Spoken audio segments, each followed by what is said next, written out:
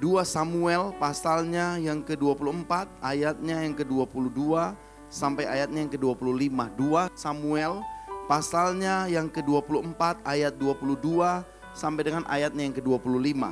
Firman Tuhan berkata begini. Lalu berkatalah Arauna kepada Daud, baiklah tuanku raja mengambilnya dan mempersembahkan apa yang dipandangnya baik. Lihatlah, itu ada lembu-lembu untuk korban bakaran dan eretan-eretan pengirik dan alat perkakas lembu untuk kayu bakar. Semuanya ini ya raja, diberikan Arauna kepada raja. Arauna berkata pula kepada raja, kiranya Tuhan Allahmu berkenan kepadamu. Tetapi berkatalah raja kepada Arauna, bukan begitu, melainkan aku mau membelinya daripadamu dengan membayar harganya. Sebab aku tidak mau mempersembahkan kepada Tuhan Allahku korban bakaran dengan tidak membayar apa-apa. Sesudah itu Daud membeli tempat pengirikan dan lembu-lembu itu dengan harga 50 shikal perak. Lalu Daud mendirikan di sana mezbah bagi Tuhan dan mempersembahkan korban bakaran dan korban keselamatan. Maka Tuhan mengabulkan doa untuk negeri itu dan tulah itu berhenti menimpa orang Israel. Sampai 25 ayatnya, saudara. Nah, saudara yang dikasihi Tuhan, bagian ini adalah bagian di mana Daud mempersembahkan persembahan ketika Tuhan menulahi bangsa Israel. Karena bangsa Israel melakukan kesalahan, maka Tuhan menulahi bangsa Israel. Dan kemudian Daud dengan inisiatifnya sendiri, karena dia melihat tulah yang ditimpakan Tuhan kepada bangsa Israel, maka Daud kemudian disuruh Tuhan untuk mempersembahkan korban di tempat pengirikan dari si Arauna ini. Dan kemudian ketika Daud sampai di tempat pengirikan Arauna, maka Arauna memberikan kepada Daud, Raja Daud, semua yang Daud perlukan untuk menjadi korban persembahan dan korban keselamatan, korban bakaran dan korban keselamatan. Tetapi kemudian Daud berkata kepada Arauna bahwa saya tidak mau mempersembahkan kepada Tuhan dengan tidak membayar apa-apa. Saya akan membayarnya dengan harga penuh. Saudara yang dikasihi Tuhan, kebenaran dari persembahan adalah ketika kita memberikan persembahan, maka persembahan kita bukan hanya sekedar nominal. Persembahan kita adalah, persembahan kita itu mengandung nilai penuh, mengandung harga penuh, mengandung nilai yang kekal. Ketika saudara membawa persembahan kepada Tuhan, saudara sementara bersama-sama dengan orang kudus lainnya untuk menopang pekerjaan Tuhan. Mungkin persembahan yang saudara berikan tidak sebesar persembahan orang lain, tetapi percayalah bahwa nilai persembahanmu nilainya penuh. Saya dengan teman-teman Next Gen kemarin ada rapat di Kotsui. Kalau saudara nggak tahu Kotsui, ada di depan di pintu masuk. Saudara bisa rasakan ramennya paling enak. Makanya kami rapatnya di sana.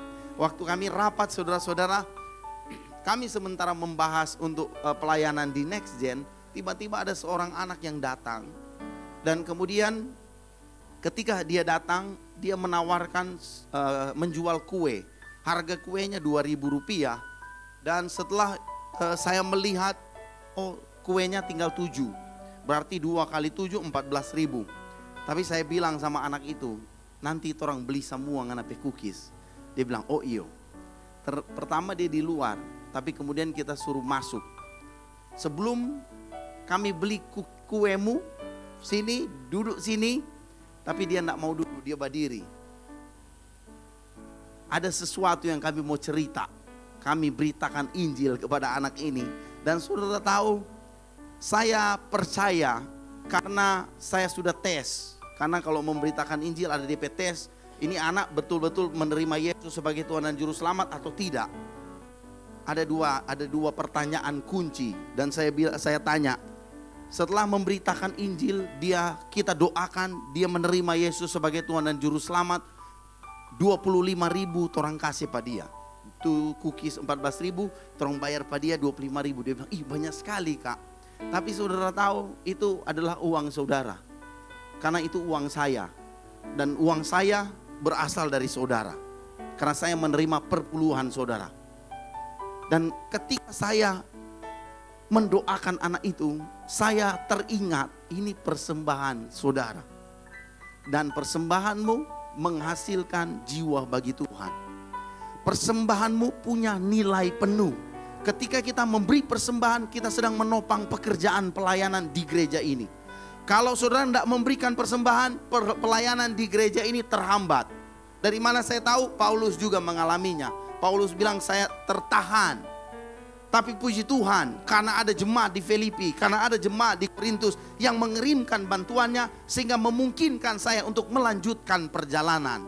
Dan saya bersyukur karena pemberian saudara itu mendatangkan keuntungan. Bukan keuntungan Paulus, tetapi keuntunganmu. Memperbesar keuntunganmu. Jadi ketika saudara memberi persembahan, maka saudara punya persembahan itu mengandung nilai kekekalan. Siapa mau tahu persembahan saudara menyelamatkan jiwa bagi Tuhan? Siapa mau tahu persembahan saudara akan menolong orang-orang lainnya yang membutuhkan juru selamat?